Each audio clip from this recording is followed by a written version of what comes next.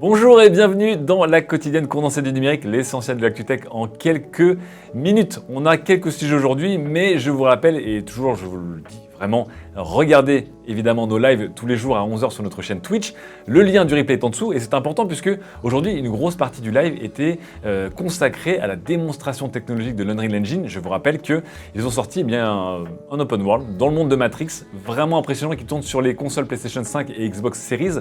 Florian Agès, notre spécialiste gaming, est venu longuement décortiquer les technologies mises en place. Spoiler, c'est très impressionnant, donc allez évidemment voir le replay de l'émission, c'est dans le dernier tiers de notre séquence en tout cas. Pour le reste de l'actu, on va commencer par parler d'une sombre histoire de vélo. Oui, tout simplement, vous connaissez la marque Peloton. Ils vendent des vélos, on va dire, nouvelle génération, avec des écrans tactiles, des services, des cours custom, etc. C'est une marque premium de vélos de sport d'appartement qui cartonne depuis quelques années. Le problème, c'est que Peloton a perdu la semaine dernière d'un coup d'un seul 11% de leur valorisation. Et pourquoi ? À cause, et attention, je le ferai apparaître sur l'écran, trigger warning, il y a un spoiler. Si vous suivez Sex and the City, à cause d'un épisode de la nouvelle génération de Sex and the City qui s'appelle Just Like That, et donc voilà, c'est le moment du spoiler, un des acteurs, un des personnages connus, le fameux Mr. Big, qui est devenu le compagnon de Carrie Bradshaw, décède durant un entraînement sur Peloton avec une prof officielle de Peloton.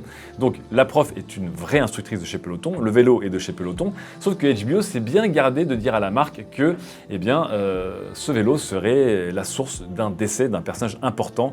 Évidemment, le bad buzz a été énorme et Peloton a dû joindre des sites américains pour leur expliquer que non, c'était plutôt le style de vie de Mr. Big, le fait qu'il mange de la viande, qu'il fume beaucoup de cigares, qu'il boive beaucoup d'alcool, qui l'a tué et que justement c'est les vélos Peloton qui ont peut-être repoussé sa mort.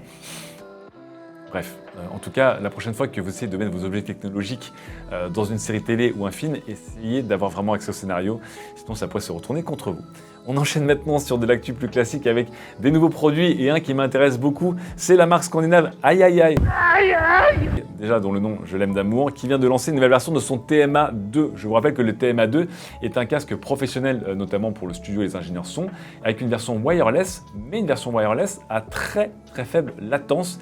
Le tout, vous voyez, avec ce boîtier qui se branche directement dans le port jack et qui pourrait permettre enfin, pour les personnes qui font de la performance ou de la production en temps réel dans des studios, d'avoir un son de bonne qualité, le tout sans fil et le tout sans latence évidemment. C'est pratique notamment quand vous jouez de la batterie ou n'importe quel instrument de musique. Ça coûtera 350 €, ça sortira en 2022. Je vous dis, on est très impatient de le tester. On quitte le son et on passe maintenant à l'image avec un imbroglio. Un imbroglio, j'espère qu'on pourra vous en faire un article plus synthétique et en français dans les news prochainement. Mais pour l'instant, c'est le site de référence anglais TFT Central qui a découvert une faille dans la réglementation et la certification du HDMI. Je vous rappelle que le HDMI 2.1, qui est la dernière norme en date, est demandé par tout le monde puisqu'elle vous permet de faire tourner des consoles ou des images en 4K 120 images par seconde avec du HDR, avec un taux de rafraîchissement variable, bref, plein de petits raffinements qui fait que tout le monde veut du HDMI 2.1. Le problème, c'est que TFT Central a repéré que le HDMI 2.0 lui a disparu un peu des certifications et qu'en l'absence de HDMI 2.0, rien n'empêche aujourd'hui les fabricants d'écrans ou d'appareils de sortir des appareils avec une connectique HDMI 2.0, mais de mettre le sticker HDMI 2.1 sur la boîte. Donc faites très attention puisque il pourrait y avoir des petites marques malines. J'espère que les marques les plus connues resteront évidemment dans les clous. Mais des petits malins pourraient vous vendre des écrans HDMI 2.1, des appareils HDMI 2.1 qui pourtant n'auraient pas les dernières spécifications du HDMI 2.0, notamment en termes de HDR dynamique, rafraîchissement variable, etc. et taux de latence réduit. Donc le tout, c'est juste un imbroglio commercial au marketing, mais qui pourrait vous demander d'être extrêmement prudent dans les prochains mois. Attention quand vous faites vos achats. On continue et on va passer maintenant à Dell. Dell qui a présenté des prototypes et des approches pour l'informatique du futur. Très bien. On commence avec un concept de PC, on va dire, écologique. Il s'appelle Luna. Et ce PC reprend un petit peu, vous connaissez la philosophie du framework pour les ordinateurs portables ou des Fairphone pour les téléphones, donc des appareils modulables et démontables. Sauf qu'ici, bien évidemment, Dell va beaucoup plus loin avec ce concept de Luna. Vous allez pouvoir démonter votre PC avec très peu de vis, avec des pièces standards. Dell promet en tout cas d'avoir un ordinateur que n'importe qui pourrait démonter et remonter facilement, le tout avec des matériaux qui pour certains sont un peu plus verts et écolos, et aussi la séparation de la carte mère et de la batterie, puisque la carte mère viendrait se loger derrière l'écran et serait très facilement accessible. Un concept en tout cas bien dans l'air du temps, dans un prototype qui est d'ailleurs lui-même plutôt mignon. On a hâte d'en savoir plus et on espère que Luna ne restera pas au concept mais passera à la commercialisation. Ça pourrait être un joli succès. Ce n'est pas la seule chose que Dell vous a montré récemment, puisqu'on a aussi d'autres concepts. On commence par Flow, qui est un système qui fera plaisir aux gens qui sont en flex office, puisque vous allez avoir des bureaux intelligents et sans fil, qui fait que quand vous venez poser votre ordinateur, sans rien brancher, déjà par induction, il se recharge sur la table, et l'écran externe qui est là et qui est dédié à ce bureau va se connecter sans fil immédiatement à votre ordinateur. Donc vous allez vraiment pouvoir poser et retirer votre ordinateur portable et avoir un bureau qui s'anime, on va dire, pour vous. Intéressant. Paris est un petit peu plus drôle puisque c'est une webcam magnétique détachable que vous pouvez coller sur votre écran. Alors on espère que ça ne va pas le rayer ni créer des artefacts avec le magnétisme, pour enfin regarder vos interlocuteurs droit dans les yeux et pas regarder au-dessus ou en dessous. Voilà, c'était le problème actuellement. Donc un petit concept sympathique de webcam.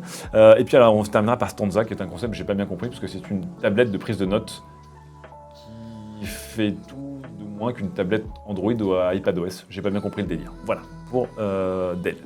Passons maintenant tranquillement au smartphone et on va revenir sur le fameux SoC de Qualcomm, le Snapdragon 8 Gen 1 dont je vous ai déjà beaucoup parlé. Ce qui m'intéresse maintenant, c'est que Anantech, qui sont un peu les références en termes de chipsets et de semi-conducteurs, ont commencé à faire leurs premiers tests de ce SoC. Et je vous rappelle que ce sont des premiers tests, je vous rappelle que ce sont des tests juste sur des benches synthétiques et pas en utilisation réelle.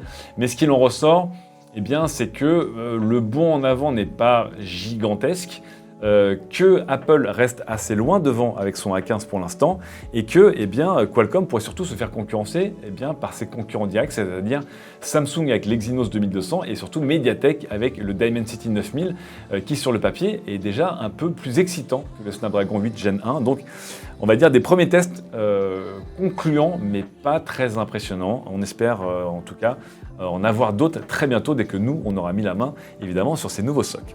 On va rester dans les smartphones et avec notamment un téléphone qui tourne lui sous un SoC Snapdragon 888, un Snapdragon de cette année. C'est évidemment le fameux Find N de Oppo, leur premier téléphone pliant, et vous allez voir, il est très mignon puisqu'il se présente sous la forme d'un smartphone pliant plutôt compact, puisque vous voyez l'écran extérieur est beaucoup plus bas qu'un écran de Z Fold 3 de chez Samsung notamment, que j'ai ici dans la main, qui est très vertical. Ici, on a un écran de 5,4 pouces lorsqu'il est replié et 7,1 pouces lorsqu'il est déplié. Donc un téléphone, vous voyez, qui est beaucoup plus petit, dont le form factor me paraît beaucoup plus naturel, et surtout un téléphone qui serait vendu entre 1050 et 1250 € en Chine. Attention, ce sont les tarifs chinois lorsqu'il sortira. Avec aussi un effort sur la charnière, puisque cette dernière se ferme complètement contrairement au téléphone Samsung, avec un système qui va essayer de lutter contre le pli naturel. Bref, que des bonnes nouvelles pour ce smartphone Find N de Oppo, et on a évidemment très hâte de savoir lorsqu'il va arriver en France chez nous. On espère un tarif doux, donc peut-être sous les 1400 €, et vous allez voir, j'aime beaucoup son form factor un peu plus compact et dodu que chez Samsung. Continuons maintenant et on va passer rapidement à l'automobile. La grosse news du jour, c'est Toyota. Toyota qui d'un coup d'un seul vient de présenter pas moins de 15 prototypes Toyota et Lexus, je vous rappelle, qui est la marque de luxe de chez Toyota.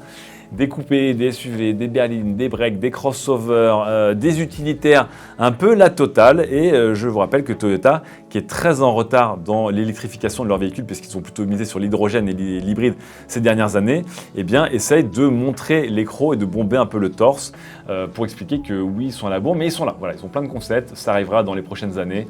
En attendant, je vous rappelle qu'ils ont investi quelques milliards de dollars dans des usines de batteries électriques. On termine ces news avec de la voiture, mais pas que, puisqu'on va parler d'Elon Musk. Le PDG et fondateur de Tesla et de SpaceX a été élu personnalité de l'année par le magazine Time. Je vous rappelle que avec les résultats spectaculaires de Tesla et aussi les promesses derrière SpaceX, Elon Musk est devenu momentanément l'homme le plus riche du monde avec une fortune à 300 milliards de dollars. Mais ça ne l'empêche pas de continuer d'être un troll et un shitposter sur Twitter. C'est peut-être ce qui fait aussi son succès et le fait qu'il fascine et qu'il dérange autant de personnes en même temps. Il a notamment annoncé récemment que vous pourriez non pas payer vos voitures en Bitcoin comme il l'avait promis au début de l'année dernière, mais payer vos petits merchandise et goodies Tesla avec du Dogecoin, qui je vous rappelle est une crypto-monnaie qui est vraiment problématique parce que c'est une crypto-monnaie de troll à la base, mais que Elon Musk adore soutenir.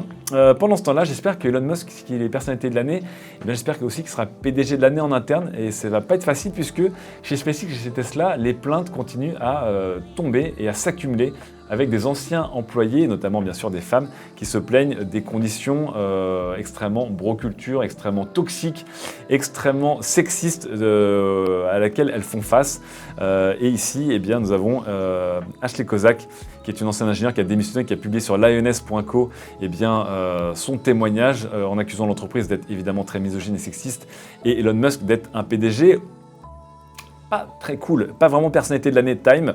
Ce n'est pas la seule puisque dans sa trace, 5 autres anciens employés de chez SpaceX ont également partagé leur témoignage et leurs conditions de travail à base de harcèlement, de plafond de verre, de condescendance, de gaslighting. Vous connaissez un peu maintenant les termes les plus tristes que l'on voit dans beaucoup d'entreprises, mais la parole se libère. Et puis c'est le cas aussi puisque 6 femmes qui travaillent dans une usine américaine de Tesla viennent également de porter plainte pour du harcèlement sexuel. Bref, si Elon Musk pouvait un petit peu travailler en interne, ce serait quand même pas mal, le soutien des crypto-monnaies. Et dernier point et mauvaise nouvelle pour Tesla, puisque G7 vient de stopper sa flotte de voitures électriques Tesla. 37 véhicules ont été arrêtés après un accident dramatique qui a eu lieu ce week-end dans le 13e arrondissement de Paris, où une voiture Tesla a embouti 2 voitures, renversé un cycliste, créer des accidents et surtout des victimes, 13 personnes blessées, dont 7 grièvement et 3 en urgence absolue. On ne sait pas encore si c'est la faute de la Tesla ou du conducteur, mais en attendant, G7 a décidé de mettre à l'arrêt ces véhicules. Bref, Elon Musk, félicitations pour le joli petit prix de Time Magazine, mais je pense qu'il y a encore beaucoup de choses à régler. C'est tout le mal qu'on souhaite à ce monsieur. C'est la fin de cette condensée des news. On se retrouve évidemment demain pour un nouvel épisode. Je vous conseille vraiment d'aller voir le replay de ce matin avec Florian. C'est passionnant ce qu'il nous raconte sur l'avenir du jeu vidéo. Et je vous fais des gros bisous. Demain, on parlera notamment avec Régis de PC et de processeurs. Et on se retrouve très bientôt.